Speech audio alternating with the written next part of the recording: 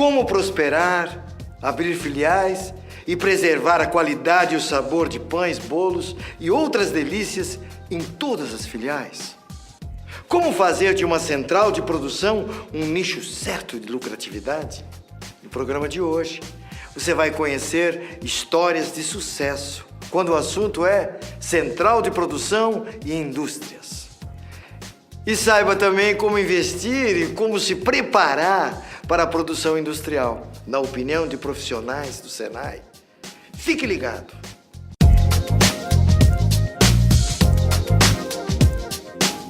Veja a seguir a história da Dona Bela, que investiu em tecnologia para a implantação de uma central de produção e apostou nesse mercado que está gerando bons lucros.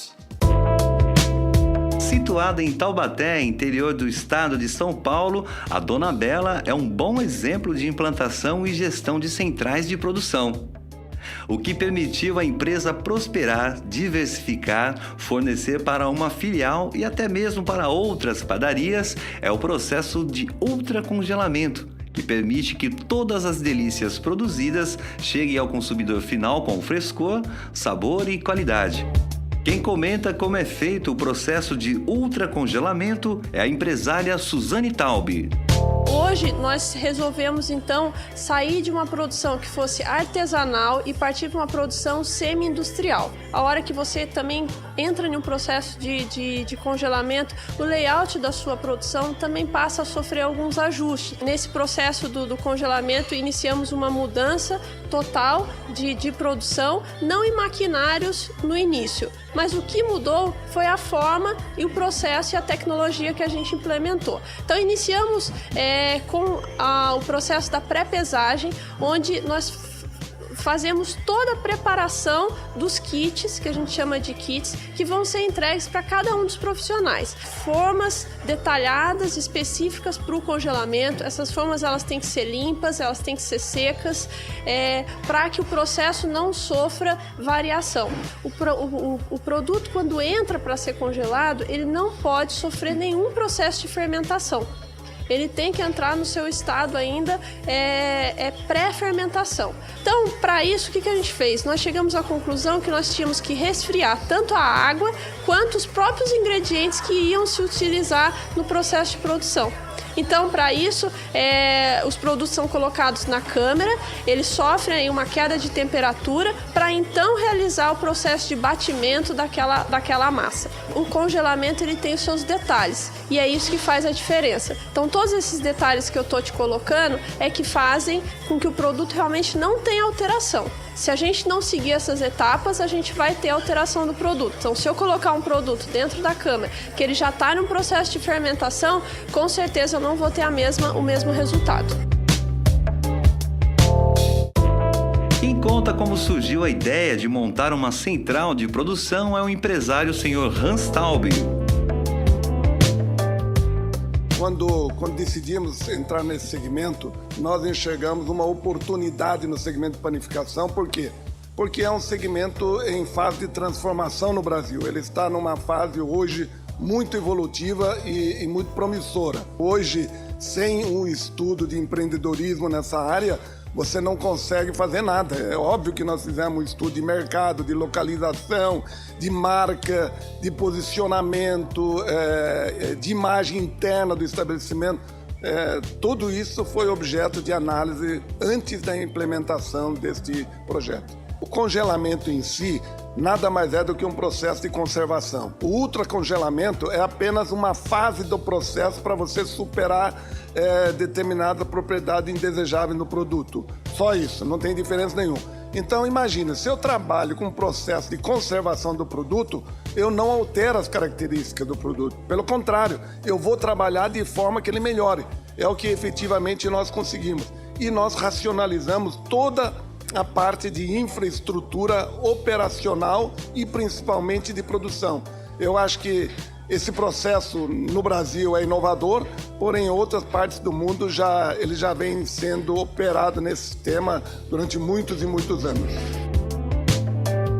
A central de produção oferece um mix de produtos para quem quer montar uma padaria, mas não tem espaço para produzir os pães. O investimento inicial para a montagem de uma central é de R$ 400 mil. Para uma padaria sem a central de produção, o investimento gera em torno de R$ 50 mil. Um exemplo é a franquia Dona Bela Express, também localizada em Taubaté, interior de São Paulo, que é abastecida pela central de produção. Segundo a empresária, para o negócio dar certo, uma central de produção deve ter uma logística rápida e eficiente, pois é graças a essa agilidade que as padarias conseguem oferecer ao consumidor final produtos sempre frescos e de boa qualidade. Nós hoje temos uma câmara de congelamento onde eu tenho uma variedade de 168 itens de produtos. Então, assim, os benefícios que o congelamento traz são bastante interessantes. Ele te traz uma variedade de produtos que você pode estar operando a qualquer horário do dia, seja de manhã, de tarde ou de noite, porque eu tenho essa flexibilidade de trabalhar com esses produtos que estão abastecidos e armazenados dentro da minha câmara. Se a gente sabe, aí o pessoal da panificação sempre trabalhou aí todos os fins de semana, sempre folgou durante a semana, tinha uma rotina bem assim, dinâmica, e não havia como se chegar no fim de semana, vou dar folga para o meu padeiro, para o meu confeiteiro, sendo que é o meu momento principal. Hoje não. Hoje eles têm uma escala que eles trabalham de segunda a sexta-feira, já é uma escala industrial, e folgam aos fins de semana.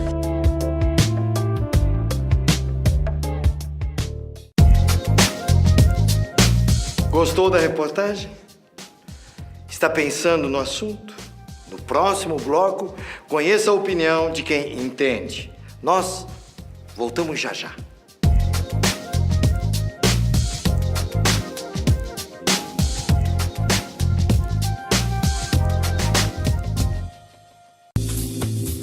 O pãozinho que você come todo dia de manhã tem uma força muito maior do que você imagina. Existe a ABIP, a Associação Brasileira da Indústria de Panificação e Confeitaria, que junto aos seus filiados, os sindicatos, associações e institutos de panificação de todos os estados brasileiros, configuram a força do setor da indústria de panificação. Através do PROPAN, Programa de Apoio à Panificação, promovemos a capacitação e a profissionalização da gestão das padarias e, com um belíssimo trabalho e ações das associações e institutos de panificação, fazemos também o desenvolvimento dos profissionais que atuam nas padarias. Nossa missão é profissionalizar, fortalecer e assegurar o crescimento da panificação brasileira. ABIP, caminhando junto à indústria da panificação.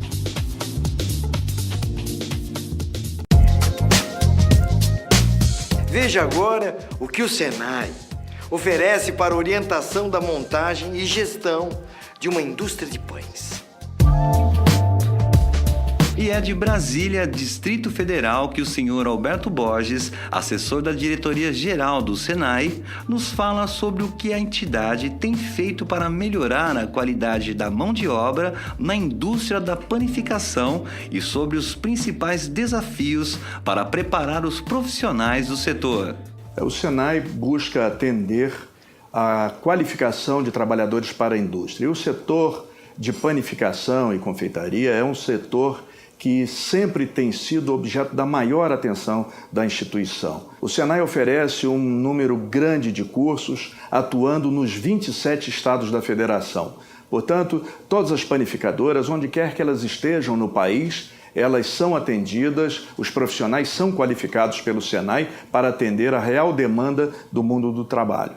O grande desafio, me parece ser, a grande pulverização do atendimento e disperso no país. E o Senai, então, o grande desafio foi encontrar soluções educacionais, inclusive com base na tecnologia educacional, para alcançar a todos os interessados em capacitar-se, encontrar soluções para atender a real demanda das indústrias de panificação. Nós temos em diversas regiões do país os comitês técnicos setoriais regionais, mas temos um comitê técnico setorial nacional. Então, se ele adquiriu competência no trabalho, nós certificamos a competência. Se ele não adquiriu ainda e deseja atuar numa empresa de panificação, nós, então, oferecemos os programas formativos com base nesses itinerários que são elaborados por esses comitês técnicos setoriais, no caso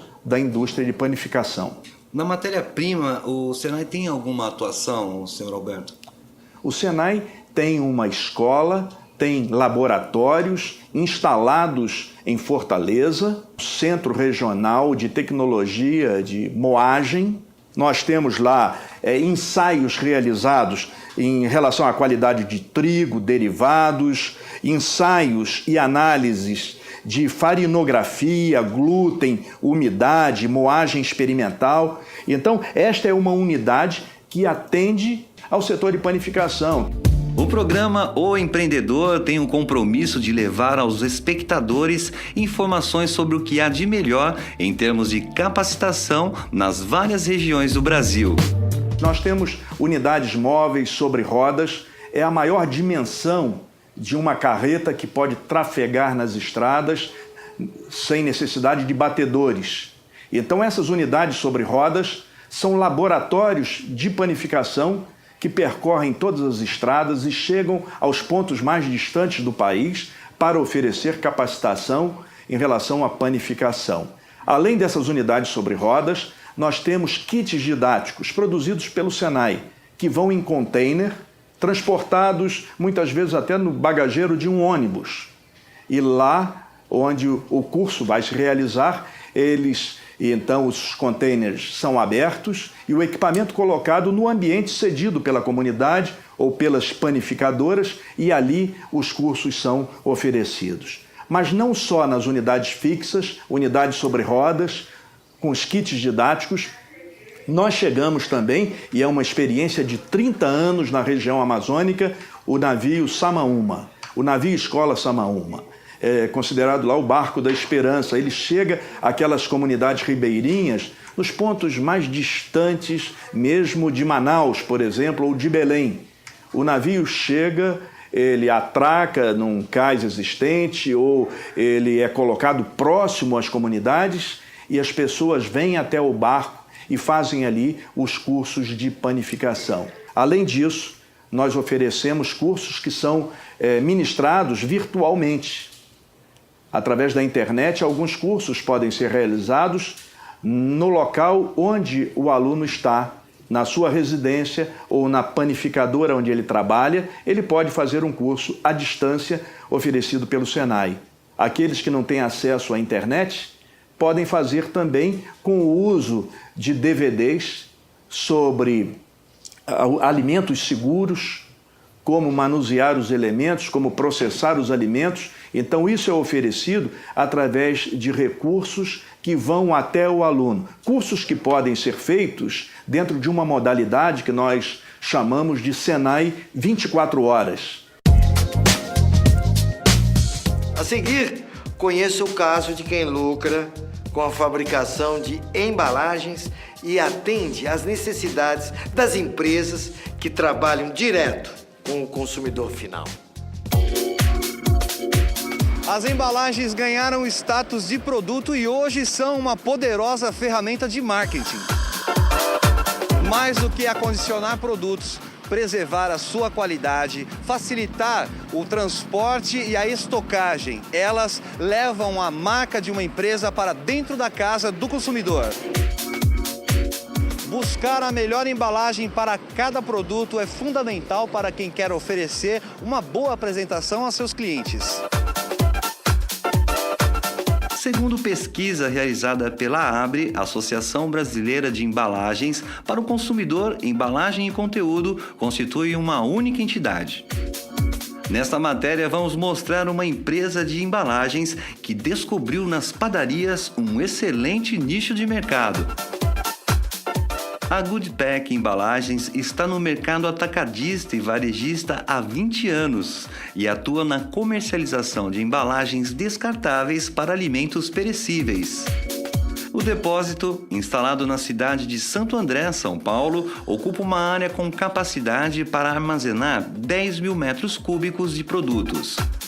Todos os itens passam por uma rigorosa inspeção de qualidade, só então são liberados para a comercialização. Renato Cândido, gerente de vendas da Goodpack, fala sobre a matéria-prima utilizada na fabricação das embalagens que distribui ao mercado, sobre a logística de distribuição e o funcionamento do depósito. A matéria-prima básica hoje para o segmento padaria é o PET, é o polietileno taraftalato, que é o que tem mais brilho, transparência e tem uma exposição perfeita do produto.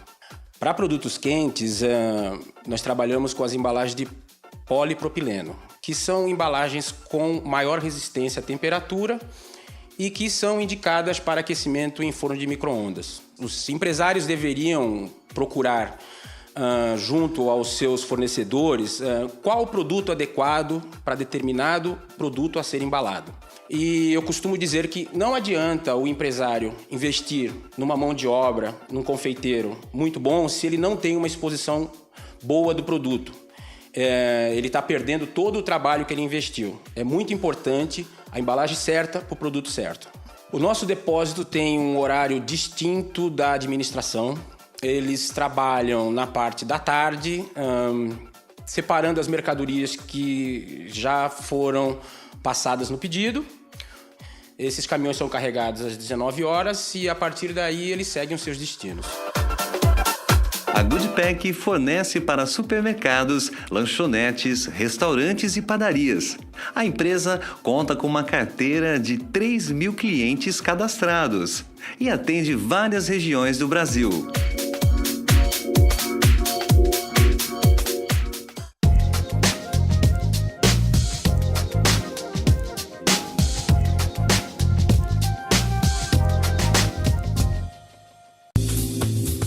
O pãozinho que você come todo dia de manhã tem uma força muito maior do que você imagina.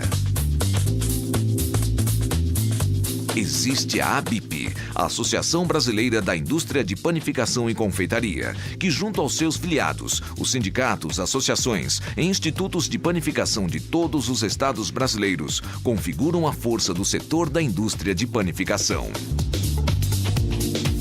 Através do PROPAN, Programa de Apoio à Panificação, promovemos a capacitação e a profissionalização da gestão das padarias e com um belíssimo trabalho e ações das associações e institutos de panificação, fazemos também o desenvolvimento dos profissionais que atuam nas padarias. Nossa missão é profissionalizar, fortalecer e assegurar o crescimento da panificação brasileira. ABIP, caminhando junto à indústria da panificação.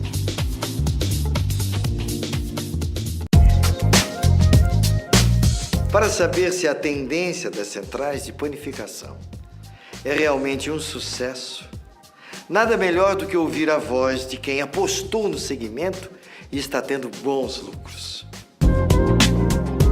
A central de produção Sweet House foi criada com o objetivo de fabricar os produtos para o abastecimento das duas padarias do mesmo dono. Associando qualidade e avanço tecnológico, a fábrica passou a atender outras padarias e a ser referência na região. A engenheira de alimentos, Júlia Rezende Leitão, conta a importância de ter um profissional capacitado para atender a demanda e padronizar o mix de produtos e serviços oferecidos pela empresa.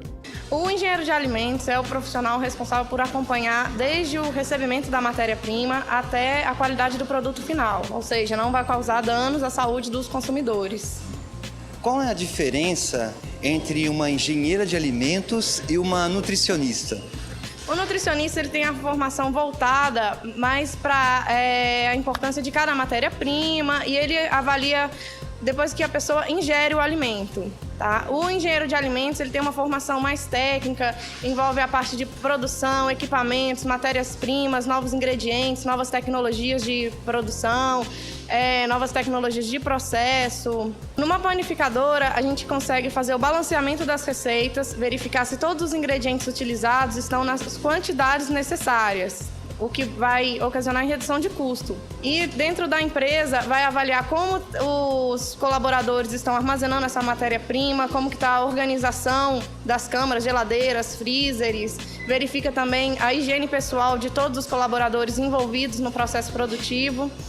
E pode elaborar também o setor de formulação, que é o setor onde todas as receitas são feitas numa área separada por um profissional treinado, que evita aquele problema que muitas padarias têm, que só um profissional sabe fazer determinado produto. Como uma engenheira de alimentos controla uma produção numa padaria?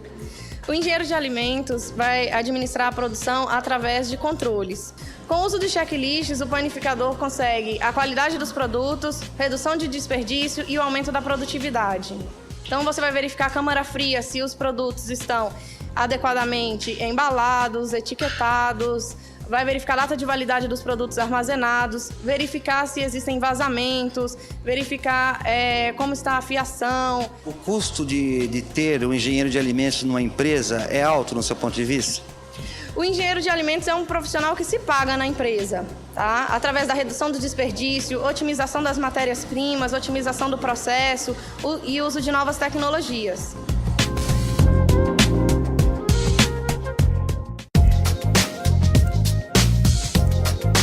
E agora, vamos conferir o que o presidente da ABIP, Associação Brasileira das Indústrias de Panificação e Confeitaria, tem a dizer sobre esse assunto. Padaria é complexo de administrar. Por que é complexo? Porque você mexe com indústria, que é a produção, você mexe com comércio, que é a venda na loja, e com prestação de serviço, que muitas vezes a padaria, ela dentro do seio da comunidade, daquele bairro, ela acaba prestando um serviço para a comunidade. Então você mexe com os três segmentos, né, de atividades dentro de um negócio só. E ela também é a antítese da indústria. Por que a antítese da indústria? A indústria, o conceito industrial, é você produzir poucas mercadorias em larga escala. Exato. Né? A padaria é o contrário, você produz muitas mercadorias em pequena escala. Verdade. Então, se você não tiver vamos dizer assim, planejamento, um controle muito efetivo, você não ganha dinheiro. Né? E também tem uma outra coisa. É importante salientar, a padaria, ela ganha dinheiro na hora que ela fabrica e vende pelo menos 50% do seu faturamento. O nosso negócio é produção de produtos de padaria, produção do negócio de confeitaria. O agregado, a loja de conveniência, a delicatessen, isso agrega o negócio. Tá. Mas assim, a gente tem que estar sempre importante que o panificador entenda que ele tem que investir no negócio produção.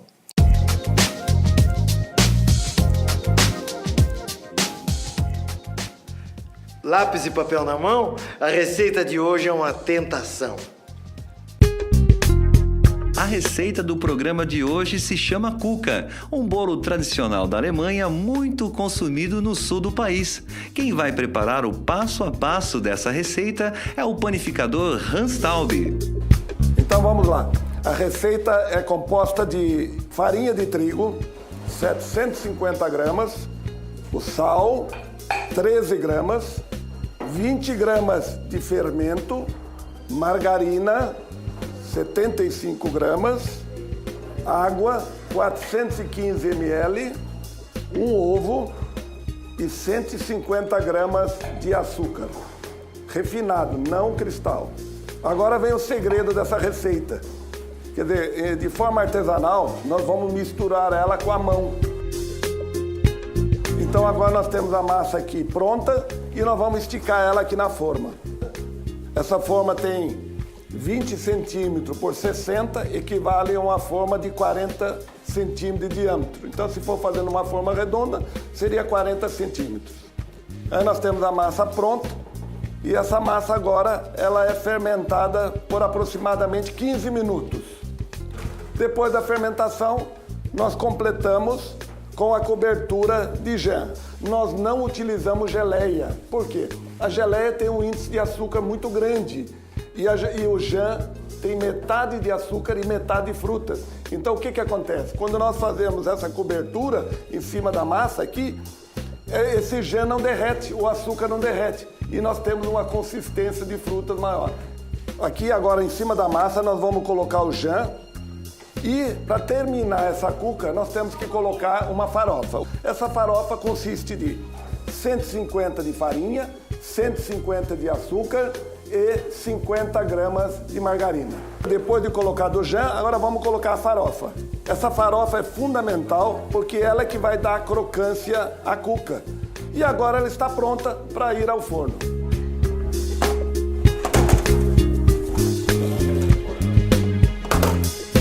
agora nós vamos deixar essa cuca aqui aproximadamente 20 minutos no forno.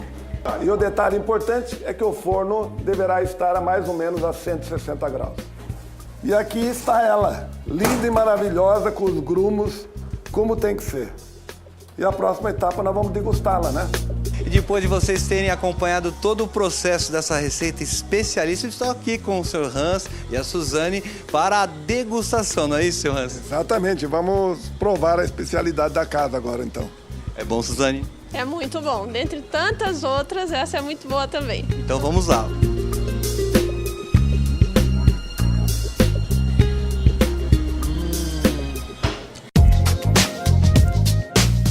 Não perca!